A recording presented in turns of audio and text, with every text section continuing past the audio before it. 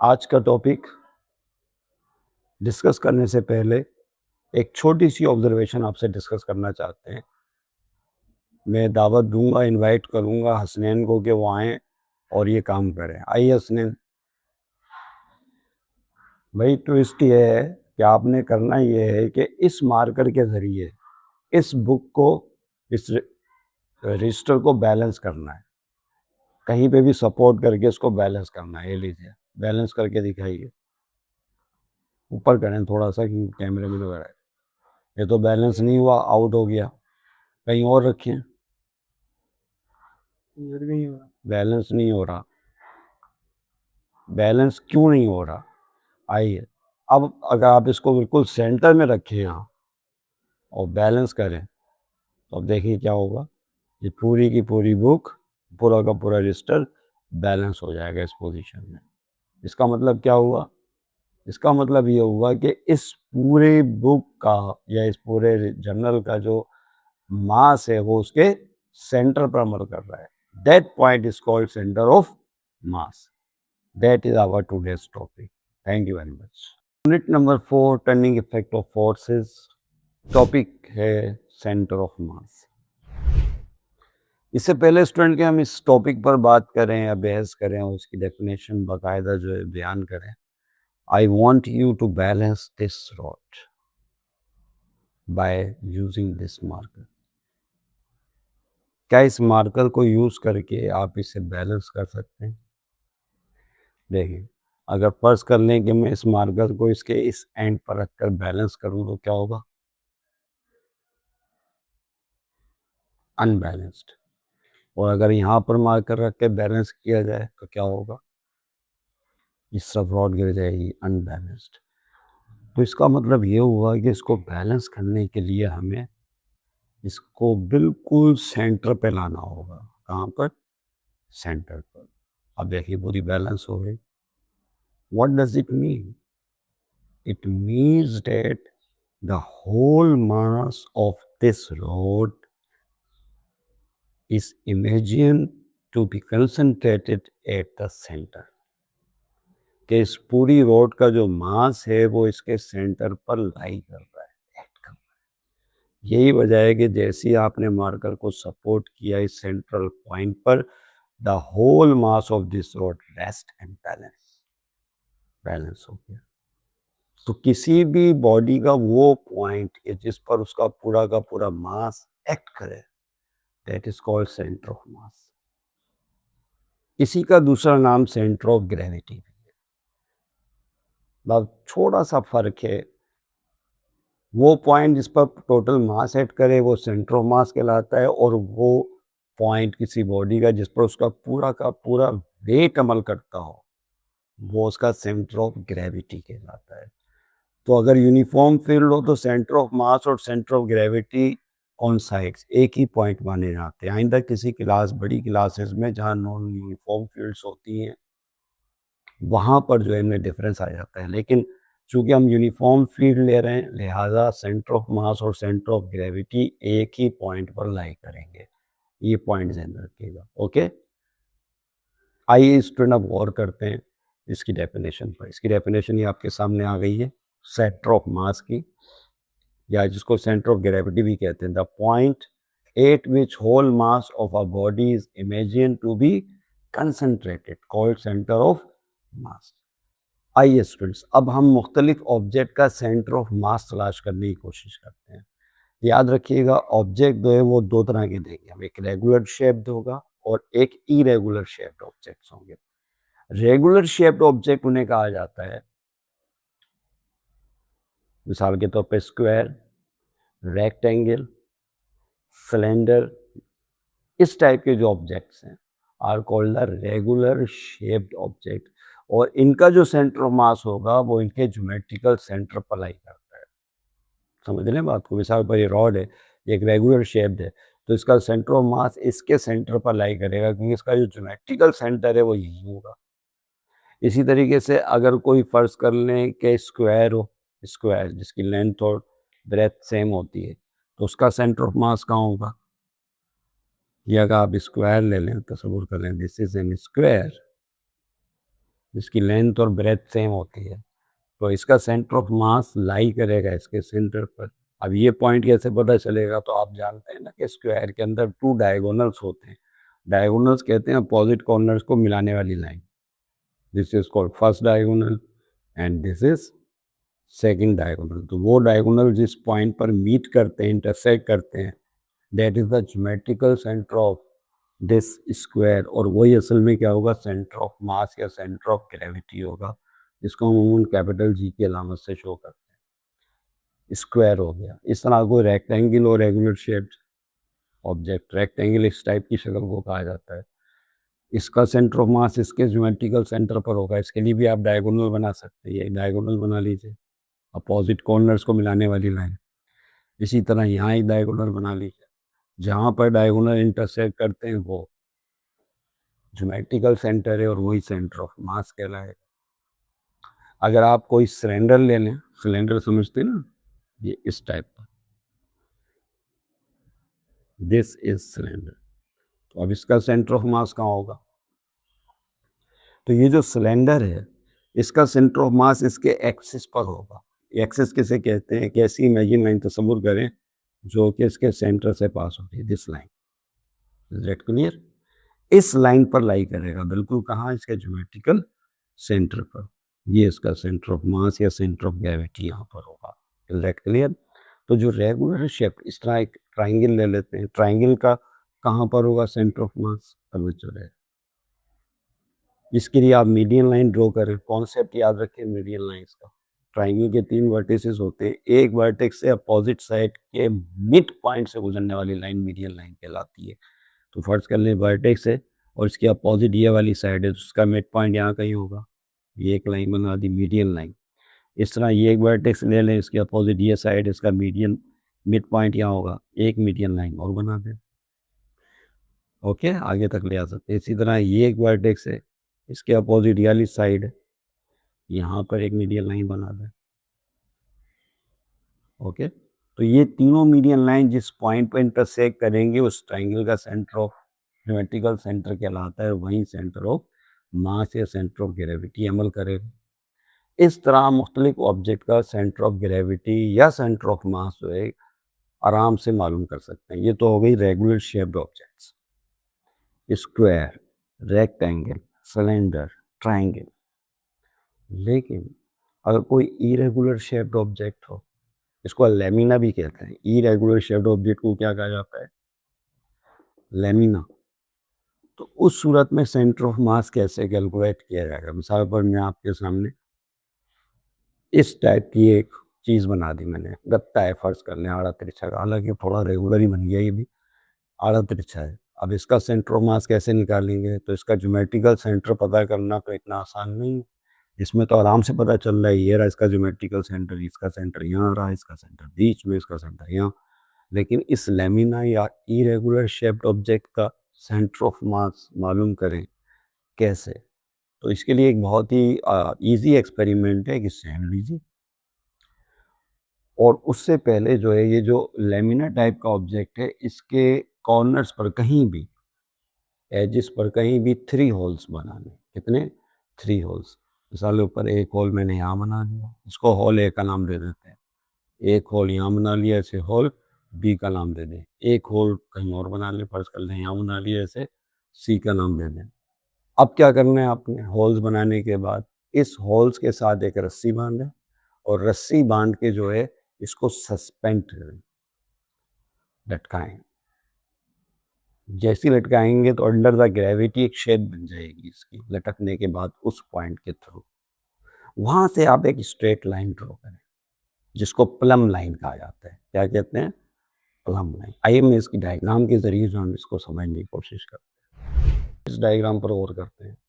देखिए ये आपके सामने स्टैंड कहलाता है। Okay, this is called stand. Retort stand कहा जाता है इसे। सबसे पहले ये चीज़ याद रखिएगा, इसका नाम क्या है, रिटॉर्ड स्टैंड। और इसमें ये जो आपको नज़र आ रहा है object, that is your lamina. जिस इरेगुलर शेप्ड ऑब्जेक्ट है जिसका सेंटर ऑफ मास वो हमें क्या मालूम करना है, कहाँ लाई कर रहा है। ओके, यहाँ पर दिस इज कॉल्ड पिन। ये पिन कहलाती है जिसके साथ जो है आपने इसको कनेक्ट किया हुआ है।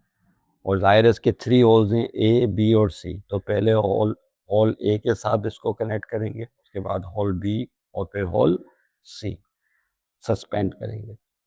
तो पहले हमने होल जो ए है, ए पोजीशन जो है होल ए, सुराख करके वहाँ पर उसको उस होल ए के थ्रू सस्पेंड कर दिया। जब सस्पेंड करेंगे अंडर द ग्रेविटी, तो इसके साथ आपको एक डोरी और एक वेट नज़र आ रहा होगा, एक स्ट्रिंग है, इसको प्लम लाइन बोलते हैं स्टूडेंट्स। ये जो लाइन जा रही है ना, ये इसके साथ वेट कनेक्टेड है, रस्सी के ज़रिए एक वेट को बांध के लटका दिया है, तो एक लाइन बनेगी straight under the gravity, this is called plum line. ठीक है, ओके, ये वेट हो गया। आई अब करना क्या है, होल ए के थ्रू जो आप इसे सस्पेंड करेंगे, तो यहाँ पर ये एक स्ट्रिंग है जिसको प्लम लाइन कहा जा रहा है। आपने यहाँ जो है एक लाइन ड्रॉ करनी है इस स्ट्रिंग के साथ। ओके, ये लाइन ड्रॉ कर लीजिएगा। उसके बाद क्या करना है, अब होल ए से निकालें और होल बी को यहाँ पर लेकर आए इस पोजीशन पे, यानी इसको लेमिना को रोटेट करें, घुमाकर बी पर ले आइए और बी के ज़रिए जो है थ्रू इसको सस्पेंड करें। जब सस्पेंड करेंगे तो फिर एक और प्लम लाइन बनेगी। अब ज़ाहिर है मैं बार बार वो नहीं कर सकता, एक प्लम लाइन और बनेगी। तो इस प्लम लाइन बी के थ्रू जो बनेगी उसको भी आप जो है ड्रॉ कर लें पेंसिल से। ओके, फिर उसके बाद सी जो होल है उसको यहाँ पे कनेक्ट करें, जोड़ें और सस्पेंड कर दें, लेमिना को लटका दें। उसके बाद फिर देखें तीसरी प्लम लाइन बनेगी सी के थ्रू। अब सी पॉइंट यहाँ पर आएगा तो ये तो वेट तो वैसे ही रहेगा ना भाई, वेट और रस्सी तो वैसे उसी पोजीशन में रहेंगी अंडर द ग्रेविटी, वो तो चेंज नहीं होगी। उसके बाद देखें यहाँ पर सी से फिर एक और लाइन बनेगी, प्लम लाइन। ओके, ये एक प्लम लाइन और बनेगी। कितनी लाइनें हो गई हैं? With the help of string and weight you have to draw 3 plumb lines. ये 3 प्लम लाइन्स आ गई। जिस पॉइंट पर ये तीनों प्लम लाइन्स इंटरसेक्ट करेंगी, that point is considered as the centre of mass. वो क्या कहलाएगा? सेंटर ऑफ मास कहलाएगा। और अब आप समझ गए होंगे कि ये सेंटर ऑफ मास कहलाएगा जिसको जी से शो करते हैं, और यही असल में सेंटर ऑफ ग्रेविटी भी होगा। मेरा ख्याल है पॉइंट समझ में आ गया कि सेंटर ऑफ मास को सेंटर ऑफ ग्रेविटी भी क्यों कहा जाता है। Is that clear? क्योंकि अंडर द ग्रेविटी आप आराम से सेंटर ऑफ मास की पोजीशन मालूम कर सकते हैं। तो ये इस तरह से जो है फिर हम मालूम कर लेंगे। समझ रहे हैं बात को? तो कोई भी रेगुलर शेप्ड ऑब्जेक्ट होगा तो उसको सस्पेंड करके under the gravity plum line के थ्रू एक पॉइंट ऑफ इंटरसेक्शन निकाला जाएगा उन प्लम लाइंस का। कम से कम 2 तो चाहिए होती है प्लम लाइंस, ताकि पॉइंट ऑफ इंटरसेक्शन आ जाए, वही हमारा सेंटर ऑफ मास होगा। ओके, इसी तरीके से अगर फर्ज कर लें कोई कप है, टी कप, चाय का कप, उसका सेंटर ऑफ मास मालूम करना है तो उसको भी आप लटका लें। लटकाने के बाद फिर देखें वो प्लम लाइन की पोजीशंस देखें कहाँ कहाँ मिल रही हैं, कहाँ वो एक दूसरे को इंटरसेक्ट कर रही है, तो आप उसका सेंटर ऑफ मास मालूम कर सकते हैं। बाज़ का सेंटर ऑफ मास हवा में होता है। कहाँ होता है? एयर के अंदर होता है। अब आप सोच रहे होंगे एयर में कैसे होगा? एक इंटरेस्टिंग बात याद आ गई, मैं आपसे शेयर करना चाह रहा हूँ। फर्ज कर लें एक रिंग है या प्लेट है, सर्कुलर डिस्क है, सर्कुलर डिस्क है, जिस तरह सीधी डिस्क नहीं होती, या सर्कुलर प्लेट है खाने की, और यूनिफॉर्म सर्कुलर प्लेट है। तो ये आपके सामने प्लेट आ गई या डिस्क आ गई, तो इसका सेंटर ऑफ मास कहाँ होगा? इसका ज्योमेट्रिकल सेंटर पर होगा, इसमें कोई दो राय नहीं है। ठीक है, ओके। और अगर यही रिंग होता, क्या होता? जिस तरह चूड़ी होती है ना, चूड़ी, चूड़ी एक रिंग शेप है। अगर ये रिंग होता तो फिर क्या होता? यानी इस टाइप की चीज़ होती। रिंग समझते हैं ना, छल्ला, इस टाइप की चीज़। अगर ये रिंग होता तो अब इसका सेंटर ऑफ मास कहाँ होता है? ये भी रेगुलर शेप्ड रिंग, याद रखिएगा। तो इसका सेंटर ऑफ मास इसके सेंटर पर ही होगा। अब बताएं क्या ये ऑब्जेक्ट के अंदर होगा या हवा में होगा? ये सेंटर ऑफ मास बीच में ही होगा, लेकिन कहाँ पर होगा? हवा के अंदर होगा, क्योंकि यहाँ पर तो ऑब्जेक्ट का मैटर है ही नहीं, ये तो एयर है। समझ रहे हैं बात को? तो बाद का सेंटर ऑफ मास एयर में होता है, हवा में। इसी तरह कोई मेटल बॉल हो आपके पास, मेटल बॉल समझते हैं सब, बैरिंग बॉल देखी ना सब, आप लोगों ने देखी होगी बैरिंग बॉल्स जो होती हैं, मेटल बॉल, जिसका हम वॉल्यूम या रेडियस भी कैलकुलेट करते हैं प्रैक्टिकल के अंदर। ओके, तो उसका सेंटर ऑफ मास कहाँ होगा?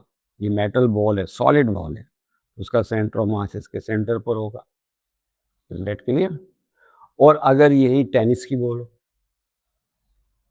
या फुटबॉल हो तो उसका सेंटर ऑफ मास उसके सेंटर पर लाई करेगा, लेकिन वो किस में होगा? हवा में होगा, क्योंकि फुटबॉल के अंदर हवा होती है, टेनिस की बॉल के अंदर भी हवा होती है। समझ रहे हैं बात को? तो सेंटर ऑफ मास हवा में होगा। तो ये पॉइंट ज़हन में रखिएगा। इस तरह कप लटका के सेंटर ऑफ मास निकालेंगे तो उसका सेंटर ऑफ मास भी हवा में, एयर में आएगा। तो बाज़ औक़ात सेंटर ऑफ मास हवा में होता है, बाज़ औक़ात बॉडी के अपने इस तरह से उसके मैटर के अंदर लाई करता है। आखिर में एक छोटा सा पॉइंट है, वो मैं आपसे डिस्कस कर लेता हूँ, बड़ी क्लासेस में डिस्कस किया जाता है। वो ये है, अगर मैं आपसे कहूँ कि ज़मीन का सेंटर ऑफ मास कहाँ होगा, अर्थ का, अर्थ को आप एक परफेक्ट स्फीयर मान लें एक लम्हे के लिए, मान लें कि ज़मीन क्या एक परफेक्ट, हालांकि है नहीं, लेकिन परफेक्ट स्फीयर है। तो अगर आप अर्थ को परफेक्ट स्फीयर मान लें, ये अर्थ है, उसका सेंटर ऑफ मास के सेंटर पर होगा। अगर आपसे कहा जाए कि मून का सेंटर ऑफ मास कहाँ होगा, चांद का, तो मून का सेंटर ऑफ मास, ज़मीन, चांद छोटा होता है, याद रखिएगा, ज़मीन के मुकाबले में मून इसके सेंटर पर होगा। ये मून है और ये कौन है? अर्थ। ओके। और अगर अर्थ और मून को एक सिस्टम मान लिया जाए, निज़ाम, तो इस सिस्टम का सेंटर ऑफ मास कहाँ लाई करेगा? अब ये बातें आपकी मैट्रिक के बियॉन्ड के कोर्स के बियॉन्ड हैं, लेकिन मैं डिस्कस करना चाह रहा था आपसे, इस पॉइंट को भी समझें। अगर इसको एक सिस्टम मान लिया जाए, अर्थ और मून को, तो इस सिस्टम का सेंटर ऑफ मास कहाँ होगा? उस लाइन पर होगा जो इनके सेंटर्स को ज्वाइन करती है। कैसे? यानी ये एक लाइन ड्रॉ करें आप, ये मैंने लाइन ड्रॉ की, इज दैट क्लियर? तो सेंटर ऑफ मास जो होगा इस सिस्टम का, दोनों बॉडीज को एक निज़ाम मान लें, इसके इस लाइन पर होगा। अब इस लाइन के क्या बिल्कुल बीच में होगा? अगर तो दोनों बॉडीज का साइज सेम होता तो फिर तो बीच में होता है, लेकिन चूंकि यहाँ पर अर्थ बड़ी है और मून छोटा है, तो जो बॉडीज का मास ज़्यादा होगा, सेंटर ऑफ मास उसके नज़दीक होगा। समझ रहे हैं बात को? यानी अर्थ बड़ी है तो सेंटर ऑफ मास यहाँ चला जाएगा, मून से थोड़ा दूर हो जाएगा, अर्थ के थोड़ा करीब हो जाएगा, तो सेंटर ऑफ ग्रेविटी मास जो है यहाँ लाई करेगा, इस पॉइंट पे। सही है? इसको चंद्र जी का नाम दे दें। अब अगर आप अर्थ के सेंटर से रब्ता करेंगे तो आपका रब्ता अर्थ से होगा, मून से नहीं होगा। अगर आप मून के सेंटर से रब्ता कायम करेंगे तो आपका ताल्लुक मून से होगा, अर्थ से नहीं होगा।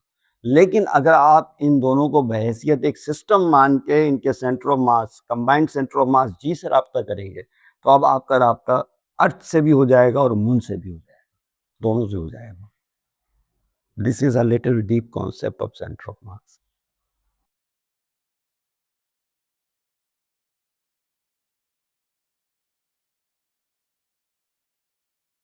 Structured questions of the book. Question number 7 का ये पार्ट है, डिफाइन सेंटर ऑफ मास और centre of gravity. The point at which whole mass of a body is imagined to be concentrated called center of mass or center of gravity. B part है, how will you determine the center of mass or center of gravity? आप centre of मास या centre of gravity कैसे determine करेंगे? Depending upon the body is regular shaped और अ lamina. ये body एक regular shaped है या इरेगुलर शेप्ड है, बाकायदा जिस्म है या बेकायदा आला तिरछा जिस्म है। तो देखिए यहाँ पर अगर रेगुलर शेप्ड ऑब्जेक्ट्स हो तो the centre of mass of these objects lie at there geometrical centre, यानी स्क्वायर एक रेगुलर शेप्ड ऑब्जेक्ट है तो उसका सेंटर ऑफ मास इसके ज्योमेट्रिकल सेंटर पर होगा। ये रिंग एक रेगुलर ऑब्जेक्ट है, रेगुलर शेप्ड ऑब्जेक्ट, तो इसका सेंटर ऑफ मास इस या सेंटर ऑफ ग्रेविटी इसके ज्योमेट्रिकल सेंटर पर होगा। लेकिन अगर कोई इरेगुलर शेप या थिन लेमिना हो तो सूरत में the centre of mass of lamina is found by plum line method. Plum line method से मालूम करते हैं। अभी डिस्कस किया आपसे कि 3 पॉइंट्स दे रहे हैं, ABC सस्पेंड करें रीच स्टैम्प के थ्रू, प्लम लाइन ड्रॉ करें, the point of intersection of these 3 plumb lines will give you the center of gravity. Okay.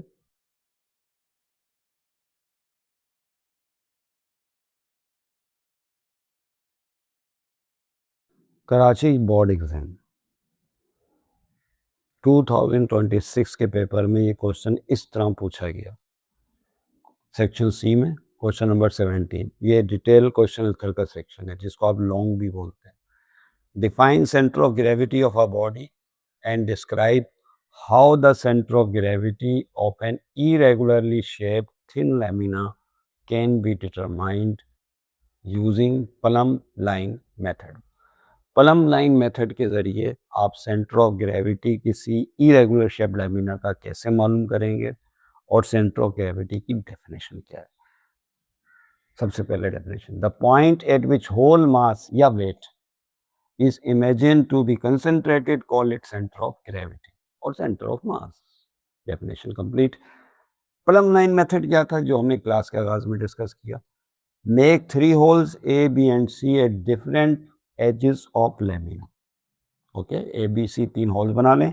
फिर क्या करें, suspend the lamina at hole A. At hole A पर रस्सी और weight के जरिए उसको सस्पेंड करें। At hole A using retort rod stand. Retort rod stand पर इसको आपने सस्पेंड करना है लेमिना को एट होल ए।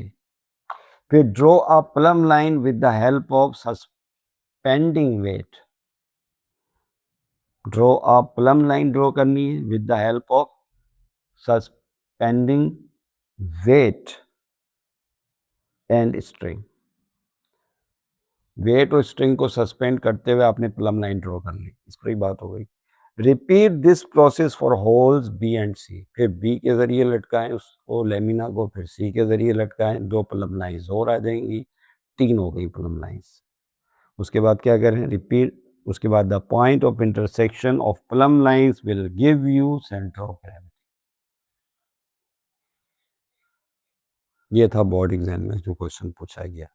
उम्मीद है तमाम स्टूडेंट्स को अच्छी तरह से समझ में आ गया होगा। Wish you good luck.